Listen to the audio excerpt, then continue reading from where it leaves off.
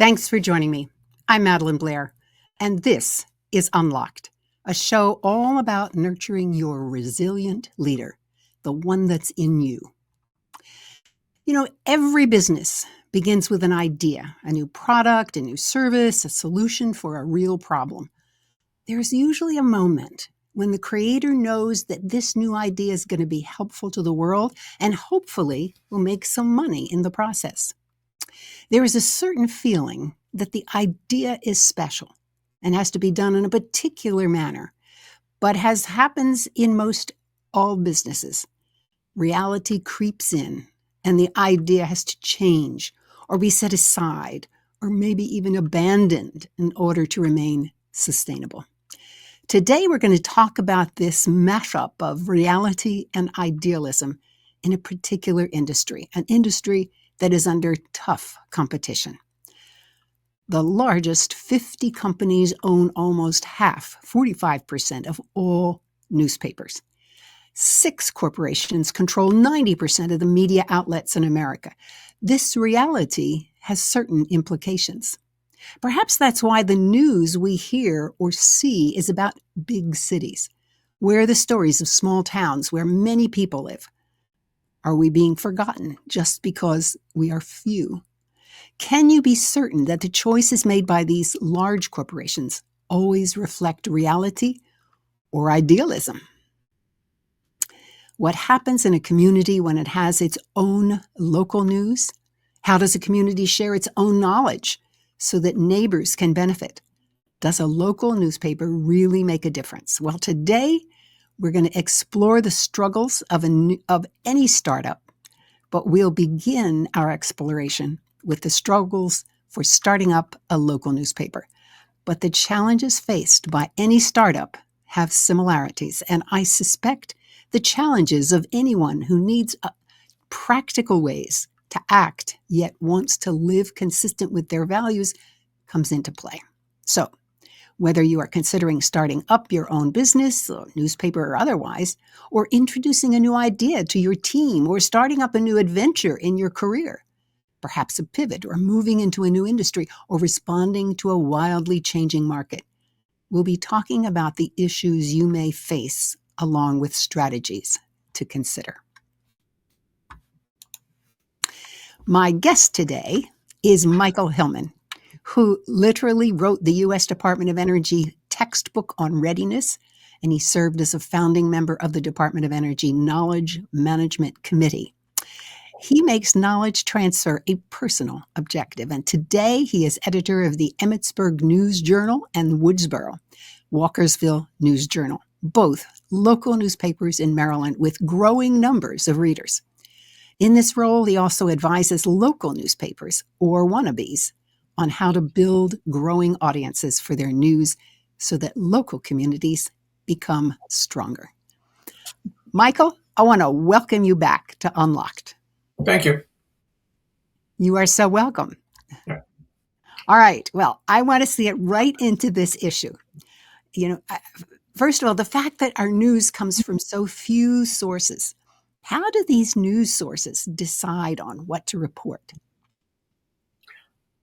The term is clickbait, to be perfectly honest with you. It really all depends on what news sources you're referring to. There are some reputable news sources, and I will list them as the Associated Press, Reuters, BBC, that focuses on, and the New York Times, high quality, well-researched articles that they have a reporter who actually, or an editorial staff that actually wants to cover something and get something in front of people. They think that's important. It's interesting that you bring this up because one of the assignments I gave to my Mount St. Mary students, hang on a second, I'm turning that off. One of the assignments I gave to my Mount St. Mary students was to go back and watch the movie of Edward R. Murrow on Good Night. The movie's called Good Night and Good Luck. And Edward R. Murrow gave an interesting speech at the end of his career where he challenged the broadcast industry, and I think his challenge is as equally well to the print industry today. Of instead of focusing just on entertainment or clickbait, would it hurt if we actually did some really diligent reporting and writing? And he suggested, taking an hour of the Ed Sullivan Show and then instead doing a thesis on what the American policy in the Middle East, to taking another show, Steve someone, or I can't remember who it was, but another discussion then on U.S. economic affairs. If you look at those 4 sources or 5 really good quality news sources, they still believe in the Edward R. Murrow approach of the reason we're printing a paper is we need to educate ourselves. We need to educate our readers. Step away from that, though, most of what's being printed is literally clickbait.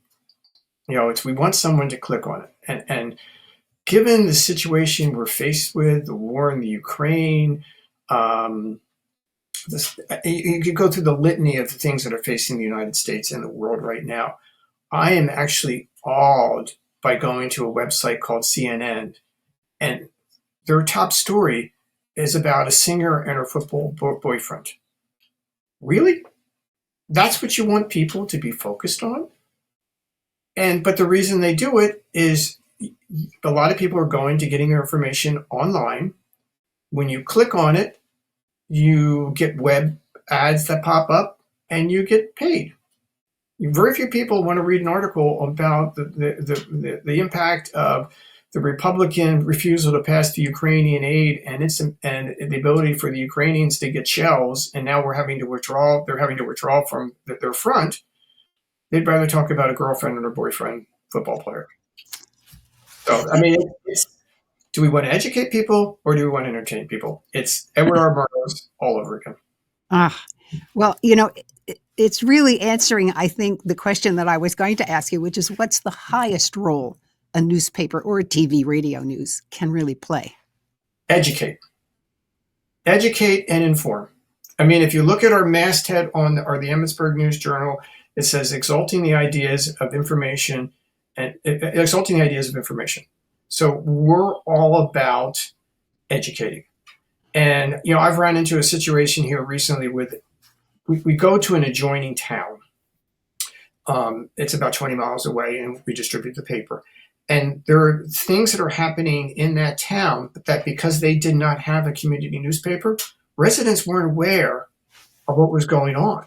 So we were covering it, and I was sort of just giving it a passing glance because it was not my town, but my news reporter was doing something on it. And I began to realize, I said, this is bad.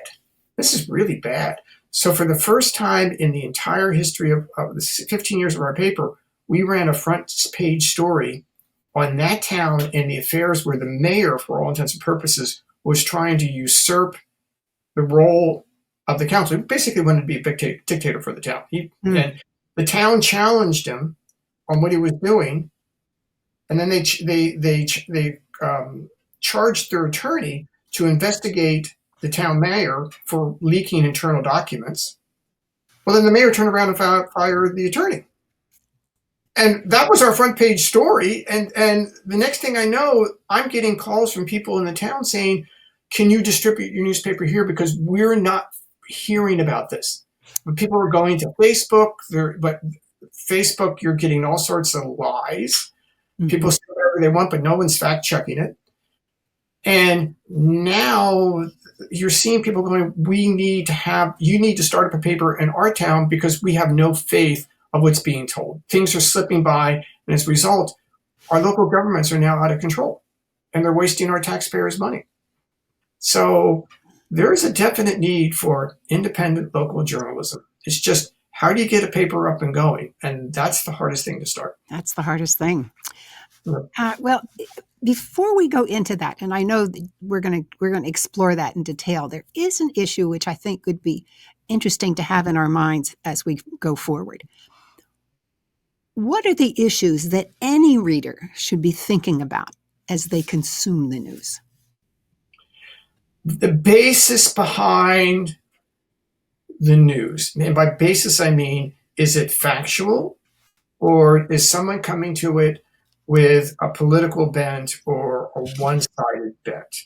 I use the example of the former Woodsboro Walkersville Times, and I think I talked about this the last time we were on. The editor there approached his paper with, I'm going to tell everyone what I think is important and my spin of what was important. And he wrote all the news himself. And it was all very politically spun. The end result is the paper failed miserably because it's like, having a one-way conversation. People would end up throwing it in the trash. What I've gotten is people can't tell whether I'm a Republican or a Democrat or liberal or conservative because the paper is just factual. And so when you read a paper, you have to decide, are we being given the facts in such a way that we can make an informed decision, or are we giving only one side of the story? Now, sometimes, to be honest with you, there is only one side of the story. I remember when I was in the Department of Energy, we had a change of administration. My management came to me and said, you can't write your reports factually. They have to provide half good and half bad. And I looked at my management. I said, we're talking about nuclear weapons. If it's all bad, you can't sugarcoat, oh, yeah, by the way, we lost a nuclear weapon on the road, but that's okay. We didn't hurt anyone because the armadillo picked it up and carried it off.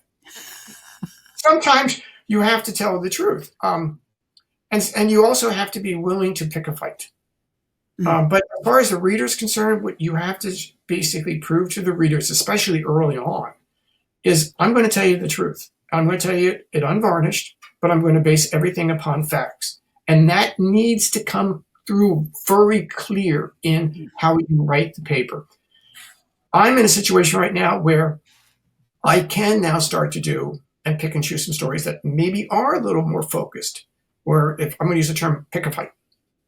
But because I've been so upfront, people are giving me leeway. And these are fights that actually do need, as an editor, that I'm sitting back saying, okay, I'm willing to put the reputation of my paper online because these are fights I think the public needs to hear. And I've got an email in last night from one of the local town commissioners saying, I can't get everyone to recognize that we have a major issue here, here, and here. Can I use your paper to get it out? And I'm like, yeah, because she's right. So if she tries to put it on Facebook, other people get in there and they give their different spins. The nice thing about a newspaper is there's no thing where you can hit reply at the end of a column in the newspaper. That's it. But I also make it a really clear effort when I talk to all my news reporters is whatever you write has to be based upon facts and facts. Okay. Thank you. Did that answer your question? Well, you did. There are, of course, a lot of sub questions in there, and I know at some point we'll get to this, which is, given that so much information comes through the internet, how do we even assess what we're getting? I mean, I agree with you that your newspaper, you can make some choices, but the internet is a little harder when that becomes one of your sources. Well, all I can say is you don't go to Facebook. The best way to pick, I'll tell you what, where you want to pick a good source of information, go to a website, if you're going to use a website, that does not allow people to comment on the articles. Wow. That's the easiest thing, because when they want you to comment on the articles, it's like people have approached me, why don't I have letters to the editors in the paper? And my problem with the letters to the editors, you can't control what people say. People can say that the mayor is on the take. Well, if I print that, it's a letter to the editor. I'm not held legally responsible for saying the mayor's on the take, but the mayor may not be on the take. And suddenly now it's in print and people are thinking he's on the take. I look at my local community paper, which other than reading the comic strip is useless. All the articles that are written there, they post those specifically to get people to go in and comment. And you lose, maybe the article is factually correct, but the next 35 comments go way off track. And if I was the reporter, I'd be pulling my hair out saying, that's not what I saw. So, but if you go to the BBC, you go to Reuters, you can't comment on their articles. They've done the diligence, the due diligence to make sure what they're reporting is in fact factually correct. And so those are the good sources. So that would be the first thing that I would go to. Okay. Can you comment? And I use the idea of, I've had a lot of time to think since you and I last talked. A lot of things have happened in the last month or so. But this town where the mayor is out of control, he hates me right now. I'll be honest with you, he hates me because he cannot control me. And I've watched him on the podium, and it's almost like Facebook communications. When he's talking to the other council members and they're trying to rebut or stop him from what he's doing, it reminds me of someone who's posting something to Facebook and they hit a send key because they can write whatever they want, and they hit a send key and now they broadcast it to the world. And if someone comes in and tries to rebut him, he can hit another send key and say something else. But there's no one there being, if you want to call it the moderator, or being the judge of is what is being said truthful or not. And that gets back to the role, your second question, what is the editor's role? Mm-hmm. To be truthful, to always make sure you're truthful. The minute you deviate from being truthful, your paper is nothing better than the National Enquirer. Wow. Well, speaking of papers now, given the market, this obviously stiff competition, because if so much is coming at us, not just through newspapers, but through TV, et cetera, and the potential that they'd be gobbled up if they're successful, because that's part of the strategy of bigger corporations. Why do people start new local newspapers? It's got to be a tough haul. It's interesting. And we started this conversation by you holding up, and you can do it again to let everyone see it. Oh, yes. This is an example. If you notice, it's called the Brunswick News Journal. And I know the editor, and he called me, and we had a conversation. Ellis and I go back 20 years. And so we had a conversation about how to go about starting up a paper. And really what he was doing is his concern was, just like mine, is no one was covering the local community news. So I said I would help him get going, provided that he used the term news journal, because both of my papers are news journals. And I said, if we combine our efforts, we have a better chance of getting more advertising. And advertising is the lifeblood of a newspaper. And he agreed to do it. But he, like me, really was focused on the fact there's a lot of local news that is not being covered by our county newspaper. Now, our county newspaper, of course, covered the local news when it was owned by someone in the county. Now it's owned by someone in Western Maryland, and all they're focused on is the bottom line, not the quality of the articles in the paper, but how many ads can they sell. Their website is the principal probably source of revenue. And when I open that paper, it's full of Associated Press articles, which I read online 2 or 3 days ago. So there's little in that paper for me to want to read. So why did I start the paper? Other than a challenge, it was no one's covering local affairs. No one's covering the events that are important to our community. And at the same time, I saw a business opportunity.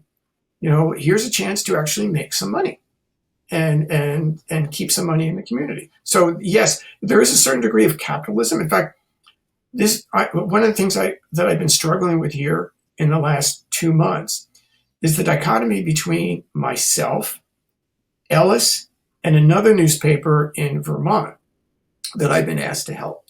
Now, I'll use the term that I'm a downright old-style capitalist.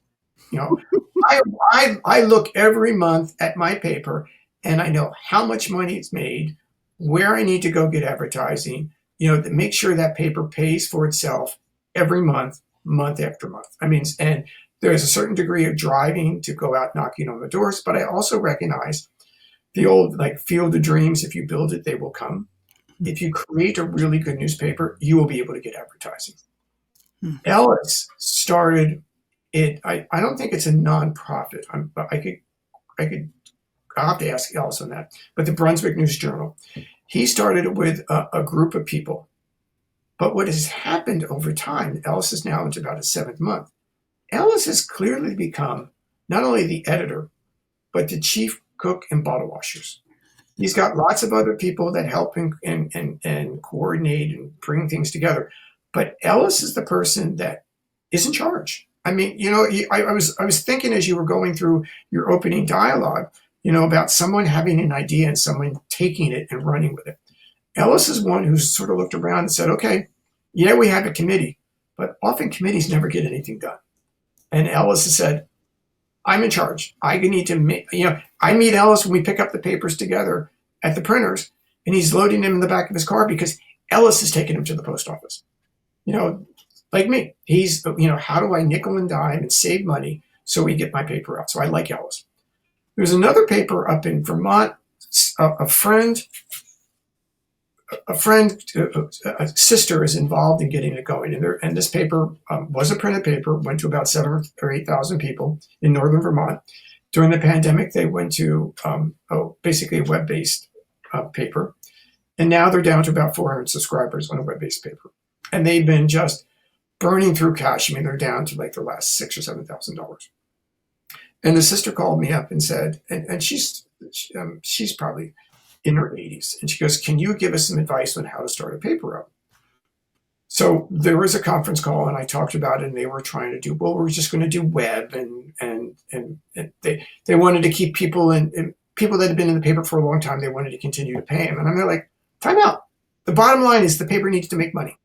Yeah. And if people aren't producing, you got to get rid of them. And also, you're in an environment where you've got an older community. They want to have a physical paper in your hand. And unless you have a physical paper, one, you're never going to get advertisers, because why would you advertise online when you can go to Facebook or Google or something else like that and advertise? In this particular case, they've decided to pursue a nonprofit approach, and everything is done by committee. I exchanged email with her today. Is they are so wrapped around the axle on a committee assignments, business plans. I mean, you name whatever a committee of never get anything done is about, that's what their paper's about. And I finally said to her today, I said, have you noticed I've stopped providing input? Because all you guys are talking about making a plan, to do a plan that really takes good planning, and maybe we'll plan, and eventually someday we'll have a plan to get a paper out. In the meantime, they are continuing to publish the web edition, and they're burning through the remainder of their cash. And by the time they make a decision, there'll be nothing to print. And meanwhile, other newspapers are now encroaching on their territory. So I'm watching, but the problem with that other paper is no one is in charge. No one has stepped forward and said, this is my paper. I'm going to be in charge, and I'm going to make it happen. So it's a choice between someone actually saying, I'm in charge, I'm the capitalist, this thing needs to make money, and this is a great idea. We need to have a newspaper, but we'll have someone else pay for it. I think it's an interesting contrast, which it would not have occurred to me until you gave me this example. When I was thinking of the balance between idealism and realism, I was thinking of this, I guess, this conceptual thing that you really wanted to do it a particular way. And what you just described is, here they have an idealism that they want to have committees, and the reality is that doesn't function, that doesn't work. Correct. So that's a very different balance that I had in my mind. So thank you for that additional perspective on. Well, it's interesting. You can say, I have a committee on the editing of my news articles. I mean, I have a spreadsheet now, and to make sure that all the articles, so I have someone who's in charge of editing the articles, and there's a process that flows. But that's me saying, okay, you're going to do X, Y, and Z, and establishing it. And it's okay to have people help you and delegate responsibility to you. But it's a different thing from, I'm still in charge. I'm looking at what's going on. And if I see a roadblock, I'm going to say stop. Well, it also focuses the commitment to truth, because I see that as a very personal commitment for you, that what you publish is fact. Right. Yeah. And in the case of this committee, they are so consumed by committees Mm-hmm. and X, Y, and Z, they have forgotten that they need to produce a newspaper. Literally, they have forgotten Mm-hmm. that they need to produce a newspaper. It's all about the committees. And I just struggle. And they're like, they wanted to put out a poll of what you need to have in a paper. And I'm sitting there thinking, and they were going to put it online. And I said, why don't you just go into your local grocery mart and set up a little stand? And when people came in, ask them questions. But I can guarantee you they'll want to have a gardening article, a human interest article. There are going to be things that are pretty standard.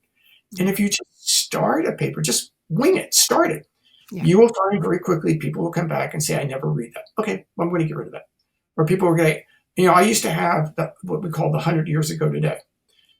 Everyone loves the 100 years ago today. Everyone. So I've expanded it from 1 page to 2 pages, because I got rid of an article no one ever read.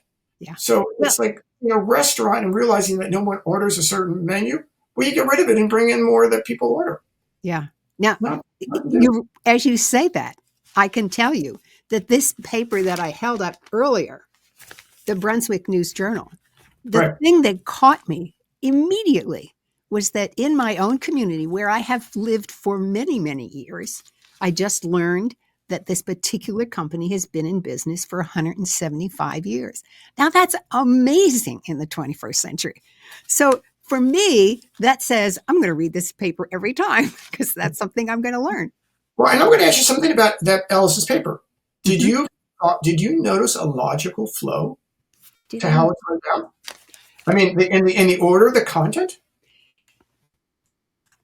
No, I did not, because when I read a paper, I often read it from in other words, I'll read the first and then I'll flip to the back and then I'll go open. So I tend not to read it in a linear fashion.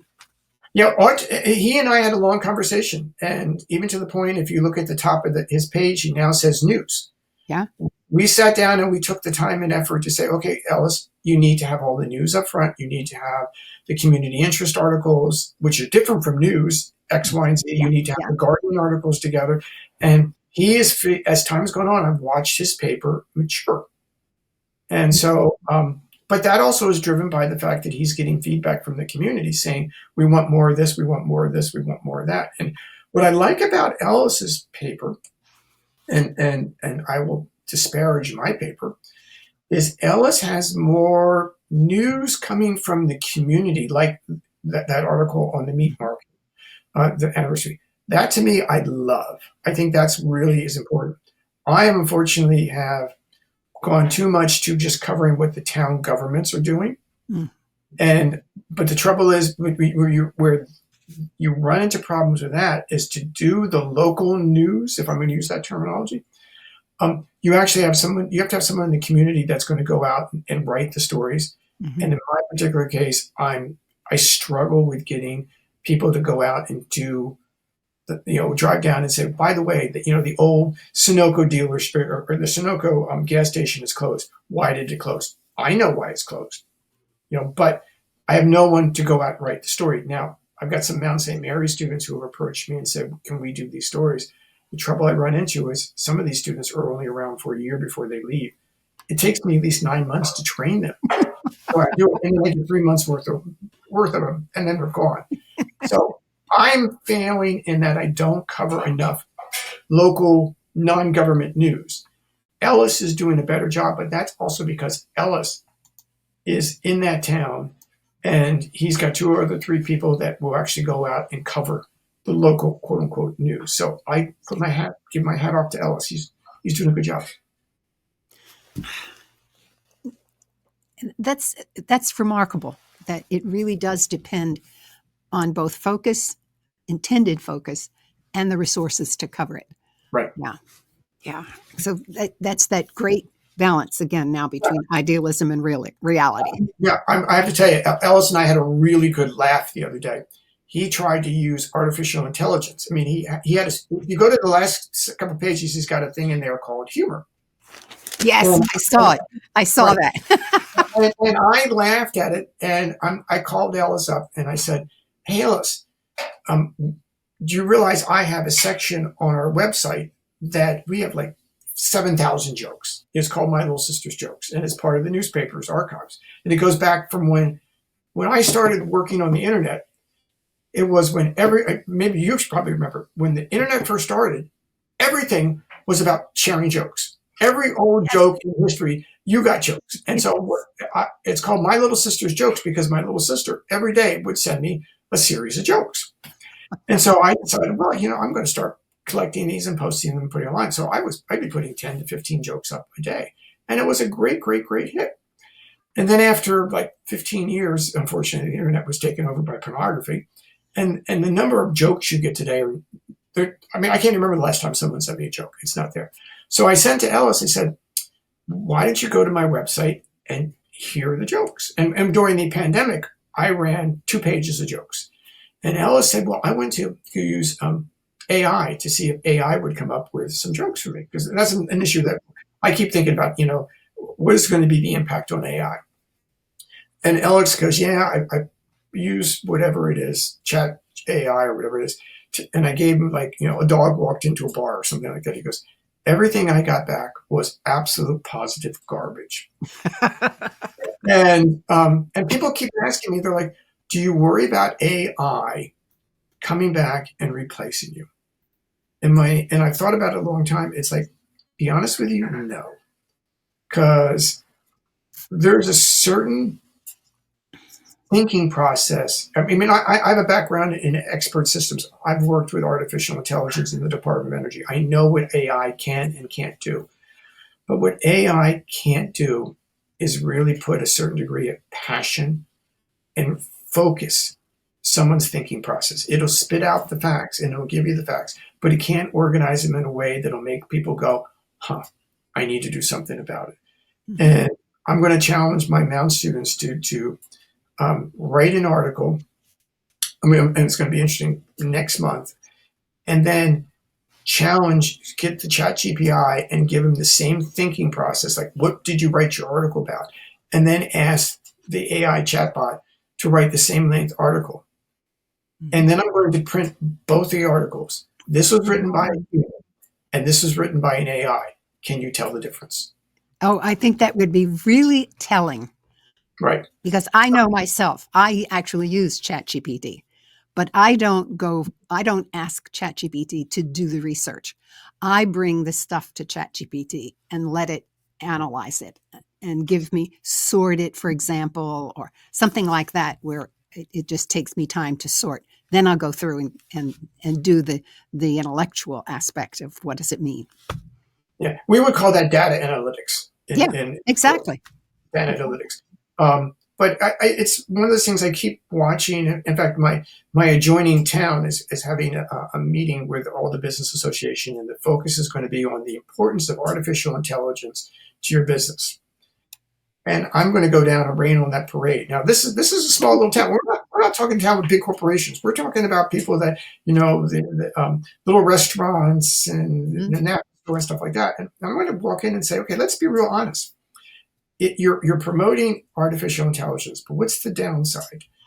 If artificial intelligence replaces the knowledge workers, someone like me, 3/4 of everyone in that town is going to lose their job. So while you're all sitting here and the whole conversation is going to be about how great artificial intelligence is, I'm going to say, so if 3/4 of your neighbors lose their job, that means 3/4 of your customers aren't coming into the store. And I'm going to point to someone who does installation of ponds, little ponds in your front yard. I'm going to say, so Stacy, if 3/4 of your customers can no longer put their ponds in, how long are you going to be in business? Go to the restaurants. If 3/4 of your customers can't come in for their bacon egg sandwich. Now, one of the retorts to that, by the way, is that although you don't necessarily have to do the data analytics, you have to be able to write the correct prompts for the artificial intelligence. And in fact, I have discovered that really is an intellectual challenge, because the artificial intelligence you have to think of as a 5-year-old, and you have to step it through things. So, but go ahead. And again, there is a role for data analytics or for artificial intelligence in the creation of nuclear weapons. You do need to have people that can think X, Y, and Z, pull some stuff together. But there was an interesting study done the other day where they turned to 5 AI programs and gave them a war scenario and said, okay, how would you resolve it? 3 of the 5 programs within minutes went to the use of nuclear weapons. But and if I tried to use AI in the newspaper, sure, I could replace all my Mount students and all my news reporters and X, Y, and Z. But then the bottom line would be, and that would be more money for me initially. But if I did that, then that would be money that I'm not giving to the community through those people, which means they can't go spend money, which means the people who do advertising can't advertise with me, which means, yeah, I can save money, but then I lose my advertisers, which means I lose money, which means my paper goes out of business. So there's a like any tool, artificial intelligence is going to be good, but like any tool used inappropriately is going to hurt you. That's right. Well, I want to shift our attention right now, and I want to translate some of the things we were talking about, this aspect of balance, and bring it to the kinds of career issues, for example, faced by an individual. They may want to remain consistent with their values. I consider that part of the idealism, and the realism of working in a workplace that doesn't have the same values. Maybe the culture is just not conducive to being honest, for example. What are some thoughts that you have about how we can take what you and I just talked about, translate it into that individual session? You leave. That's the easiest thing I can say. I mean, I ran into a situation, my work environment. It's funny that I actually had a conversation with an old friend of mine from the Department of Energy. Good friend. And we had lunch up in Gettysburg the other day. And I was talking about there was 3 decisions that I had to make in my last 3 years at the Department of Energy, where I was basically told, if you do the following, we will give you work after you leave the federal government. We'll make you rich as a consultant. But to do that, I had to surrender my values. Mm-hmm. And you sit there and you think, do I do it? And it would have been great if I would, we're talking probably hundreds of thousands of dollars in consulting fees that I could have had by doing what I knew was wrong, or basically saying, no, I've got to get up in the morning, every morning, look myself in the mirror, and I got to live with myself. It's easier to live with yourself in the long term than to surrender your values in the short term. And that's what I would tell any of my students, anyone working for me. If you can't live by your values, there's not enough money in the world that's going to make up for it later on in your life. I mean, when I'm old and gray, I'm not going to be thinking about I'm old and gray. I'm not going to be thinking about the money I didn't get. I'm going to be thinking about that one. And I talked about this in the last thing, that the one individual who I mentored to lead a startup of a nuclear facility. I trained her on how to do it. And when management came to me and said, we disagree with what her and her team concluded, we want you to use your influence to change their outcome. Had I turned and said, okay, and used my influence, could I have done it? Yes, she would have done it because Mike Hillman, who had mentored her, asked her to do it. But what I would have been asking her to do was wrong. And she knew that I chose not to do it. She eventually found out that I chose not to do it. And that means the world to her, that I trusted her and I backed her. But had I done it, I couldn't look. I'm going to remember me backing Morgan more than I'm ever going to remember anything else in my life. And so when you're in a situation where you're finding your values are being challenged, then you need to go work for someone where your values are going to be valued. And when you're valued, you're going to do better. You're going to produce more. You're going to be happier. There's nothing worse than being in an environment where you feel stuck. And when you feel stuck, the old idea, life just gets sucked out of you. And life is too short to be in a place where life is being sucked out of you. Mm-hmm.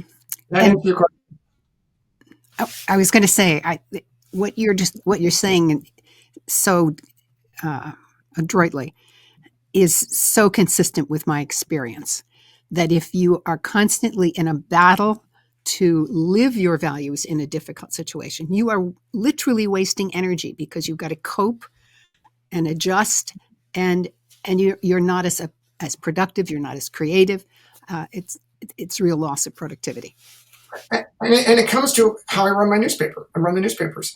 I have a certain value. I want, I use the analogy, said this to you before, where someone came to me and said, your paper's too hard to read. And could you use less 2 and 3 syllable words? And the next time this was a mayor of a town. The next time I saw him, I gave him a coloring book and crayons and said, "This is more what you need." I've had people that have come and said, "You're too hard to read," and my answer is, "Great." I mean, the whole idea behind the paper is to put words on the paper. And when people have come to me and said, "Well, we want color advertising," I'm like, "I'm not going to give you color advertising. It's going to compete with the black and white of the word." And the purpose for me in a newspaper is the word. So that's the value to me. And do I lose ads? Absolutely. I lose ads because someone wants to fancy something up. And my response is, I don't care. Because I'm going to be able to get up every morning and look myself in the face and say, I and my staff have produced a quality product. I mean, the thing is, I'm proud of it. And the guy that lays out my paper, every once in a while we get into a pissing contest over something because I want something moved here. And he's like, "Why does it matter?" I said, "Because it matters. People are going to pick something up and it matters." And every time the paper comes out, he goes, "For all the pissing and moaning we did, this is still like a damn good paper." So that's what, and because it's a damn good paper, I don't mind putting the time and effort into it. And because I don't mind putting the time and effort into it, it's a damn good paper. It's marvelous listening to you because I'm thinking to myself about this show and what I do to make this show happen. Yes. By the way, everyone, if you don't know, she sends me a list of questions over here, and I'm already off of it. I mean, she orchestrates this, and I do recognize your effort into this. So, I mean, which is the only reason that I'm on the podcast is because, all right, this is something worthwhile to listen to. This is something worth, I'm getting an opportunity to share ideas where I can do it with inside my friends. We sit down and we talk, but this is an opportunity to share on a larger basis. And I thank you for that. Thank you. Oh, gosh. Well, I find it interesting that you're here because you always talk about things that very few people talk about. And local newspapers being one of those subjects. Well, I hate to say it, but we're out of time. But I do want to give you just a moment or two if you want to say a few final words to our audience before we move to our last segment called Grounds for Thought. Well, there's two things that are actually, I'm not sure. I shouldn't say two because I don't know where we're going. One of the things I would say is if you do have a local community paper, read it. And if you have thoughts on how you can improve it, reach out to the editor and do not be surprised. I mean, I will tell you right now, a woman came to me and I got an email saying, you're miscapitalizing, the T in town. And she basically was very nice to me about some of the issues. And I turned around and said, "Fine, how would you like to help me?" And she came back and now she's helping me and I'm paying her. But it was someone I didn't know. I still haven't met her, but she is now an integral part of making sure that all the grammar and all the news articles is spot on. So if you got a local community paper and you think it's not as good as you want, reach out to the editor and give them a suggestion. Great. If you've got a local community paper and you want to write, don't be afraid of that. People will shy away like, I don't understand grammar. I don't have the English. That's why they have editors. They will go through and they will edit it for you. If you have a local community paper, patronize the people that advertise in that paper and go in and say, "I saw your ad in the paper." I mean, I will go to someone, my car is being repaired right now, literally. I went to someone who takes my ad out as opposed to someone else who gave me a cheaper rate. But I went to the person who takes out my ad because he supports me. I'm going to support him. So you need to support your local paper. And if you don't have a paper and you want to start a paper, give Allison or I a call, and we'll give you some good tips and we'll help you get going. Michael Not that Hillman. Michael Hillman, thank you so much. okay.